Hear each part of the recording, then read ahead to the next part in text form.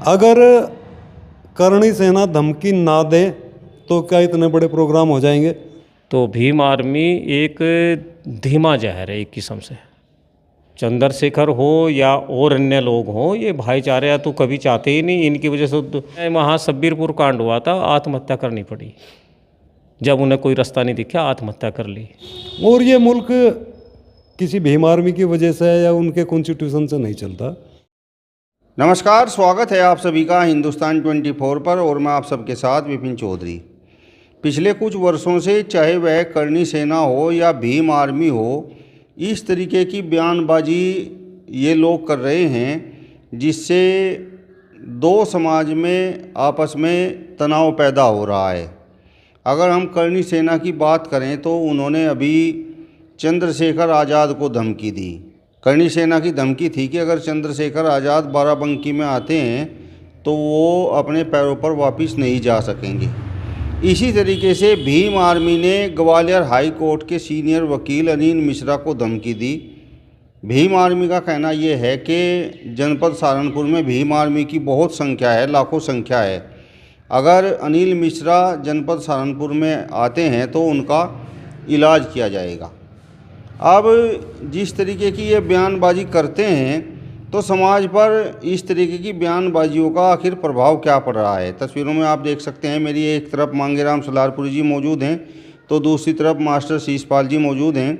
और शुरुआत में आपसे करूंगा, जिस तरीके से करणी सेना ने चंद्रशेखर आज़ाद को धमकी दी थी कि अगर चंद्रशेखर आज़ाद बाराबंकी की धरती पर आते हैं तो वो वापस अपने पैरों पर नहीं जा पाएंगे, तो इस धमकी पर आप क्या कहेंगे?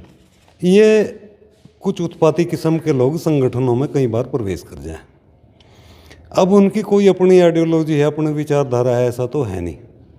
और वे संगठन का नाम कहीं ना कहीं बदनाम करने में अग्रसर रहे हैं। जहाँ तक संगठन का निर्माण करने वालों की सोच है, अभी आपने करणी सेना नाम के संगठन का नाम लिया। अब ये करणी सेना के नाम से भी बहुत सारे संगठन बन रहे और अलग अलग इनका अपना एजेंडा है। हालांकि मैं नहीं मानता कि समाज ने इन संगठनों का कोई लाभ हुआ।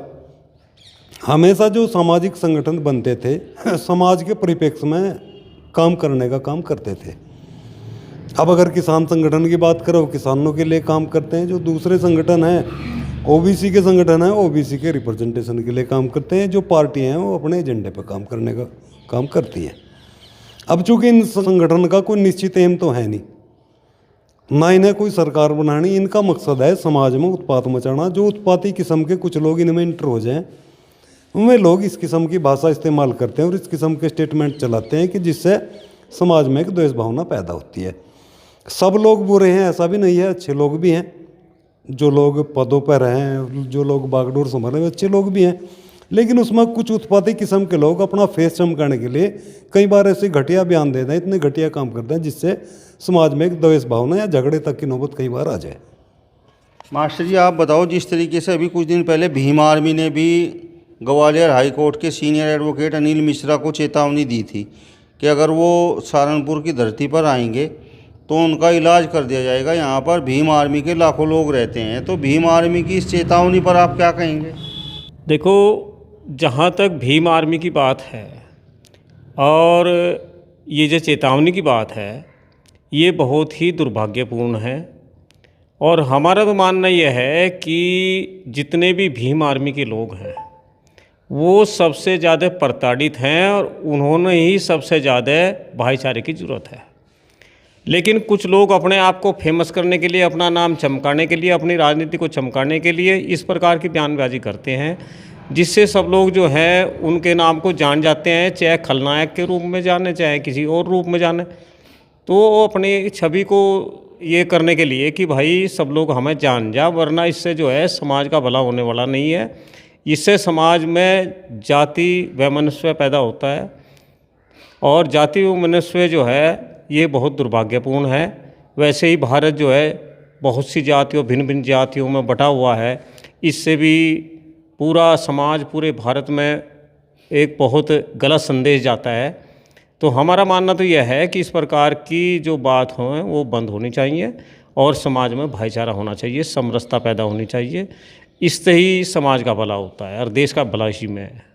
भीम आर्मी की चेतावनी के बावजूद अनिल मिश्रा सहारनपुर में आए। तो सभी लोग जो हैं भीम आर्मी में, ये नहीं होता कि भीम आर्मी में जो चंद्रशेखर ने कह दिया उसके अनुसार ही कार्य करते हैं। बहुत लोग, लगभग 90% लोग ऐसे हैं जो भाईचारा चाहते हैं, अमन चाहते हैं। और मिश्रा जी जो आए हैं, ठीक हुआ, आना भी चाहिए उन्हें।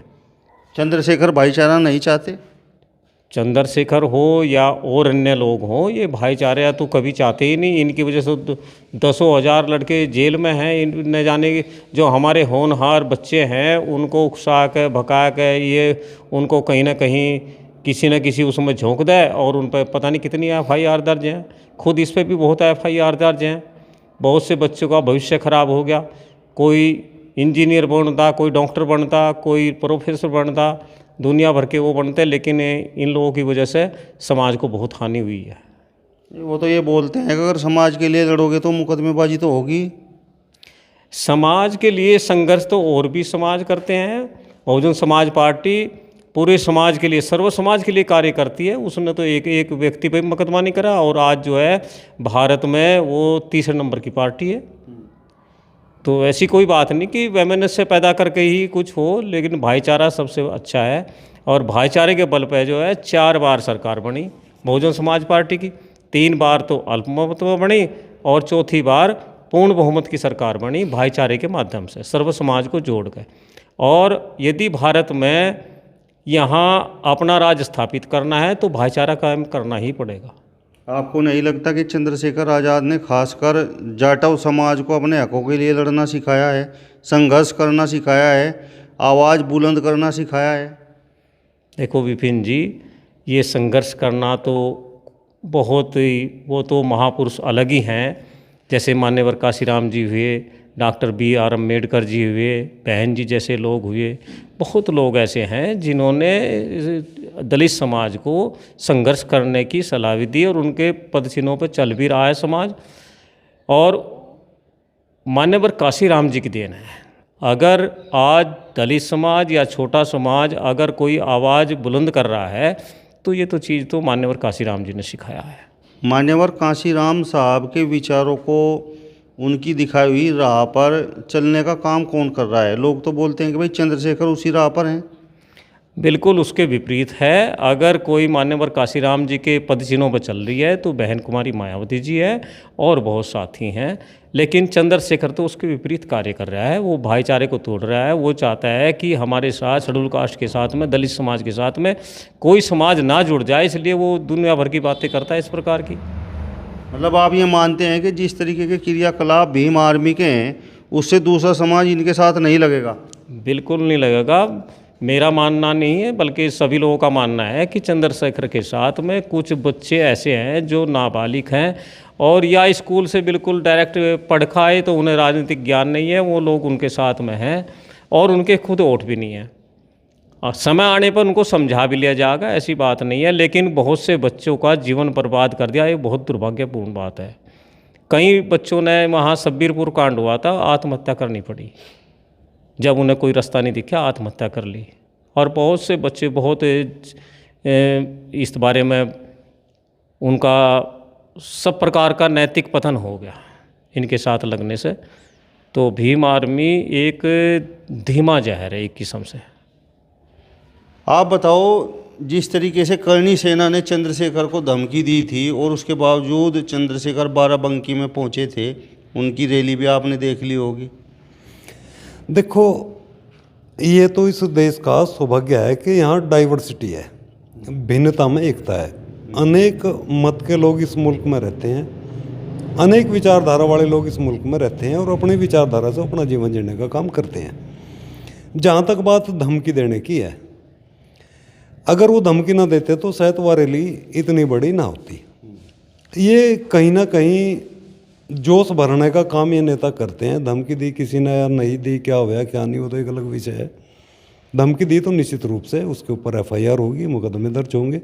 ऐसा नहीं है कि वो धमकी न लेके इतना बड़ा प्रचार करता है भाई इसमें वो हो जाएगा या समाज ने तोड़ने वाले कुछ काम होंगे। ऐसा इसका प्रयोग करना किसी भी नेता ने गलत है। और अभी आपने जिक्र करा मिश्रा जी का, कि मिश्रा जी ग्वालियर हाई कोर्ट में बाबा साहब अम्बेडकर की मूर्ति का विरोध कर रहे थे, जिस वजह से शेड्यूल कास्ट के कुछ लोगों ने उसका विरोध करा कि भाई वो सहारनपुर में ना हो। इस किस्म के कुछ स्टेटमेंट सोशल मीडिया में देखने ने मिले थे। हालांकि वो उसका ज़्यादा प्रभाव नहीं था, वो सहारनपुर आए भी, लोगों से मिलकर जो कुछ उनका काम था वो करके भी गए। और ये मुल्क किसी भीम आर्मी की वजह से या उनके कॉन्स्टिट्यूशन से नहीं चलता, ये मुल्क बाबा साहब अम्बेडकर के संविधान से चलेगा। इस मुल्क में सभी जो 144 करोड़ लोग हैं, 140 करोड़ लोग हैं, सभी का ही देश है और सभी ने ही देश के हर हिस्से में जाने का अधिकार है। ऐसा नहीं है कि अकेले कोई भीम आर्मी का देश है या अकेले मिश्रा जी का देश है या अकेले बीजेपी का देश है, कांग्रेस का देश है, ऐसा नहीं है। ये मुल्क सभी लोगों का मुल्क है और सभी लोगों के सेपरेट अधिकार है। आर्टिकल 19 सभी लोगों ने अपनी बोलने की आज़ादी, अपने विचार रखने की आज़ादी देता है, लेकिन इसका दुरुपयोग करना मैं समझता हूँ गलत है, नहीं करना चाहिए किसी ने भी, चाहे कोई भीम आर्मी है, चाहे कोई मिश्रा है, चाहे कोई दूसरे लोग हैं। मैं आपसे जानना चाहता हूँ कि करणी सेना और भीम आर्मी आपस में मिले हुए हैं क्या? आप सारी परिस्थिति एज ए पत्रकार आप पूरी तरीके से नोटिस कर रहे हैं और कहीं ना कहीं मेरे से आप 10 लाख गुना अवेयर इस मामले में है, लेकिन आप मेरे मुंह से घुमाना चाह रहे। अगर करणी सेना धमकी ना दे तो क्या इतने बड़े प्रोग्राम हो जाएंगे, या भीम आर्मी विरोध ना करे तो क्या इतनी करणी सेना बन के खड़ी हो जाती। इस देश का जो मैं बात आपसे बताऊं, 6,40,000 गांव हैं और 7 लाख संगठन है इस देश में।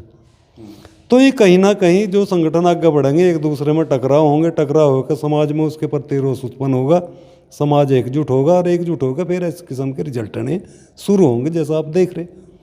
भीम आर्मी की अगर बात करी जाए तो इन लोगों का सबसे बड़ा रोल है इस आगे बढ़ाने में। सबसे बड़ा रोल अगर मैं कहूँगा ठाकुर समाज का है।